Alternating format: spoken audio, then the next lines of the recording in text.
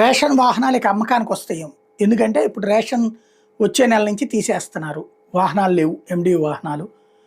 వాటికి సంబంధించి వీళ్ళు ఒక అద్భుతమైన ఆఫర్ ఇచ్చారట. అవి వివిధ కార్పొరేషన్లు, BC corporation, SC corporation, ST corporation ఇట్లాంటి వాటి ద్వారా తీసుకుని ఇచ్చారు.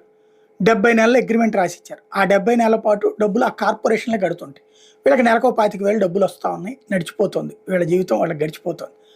ఇప్పుడు ఆ వెహికల్స్ వీళ్ళ పేరు రిజిస్ట్రేషన్ చేసేస్తారట ఫ్రీగా చేసేయమని చెప్పి ప్రభుత్వం ఆదేశించిందంట. అప్పుడు ఏం చేయాలి వీళ్ళు? ఆ వెహికల్ని ఏం చేసుకోవాలి? రేషన్కే పనికొస్తాయి, లేదా సరుకు రవాణాకి పనికొస్తాయి.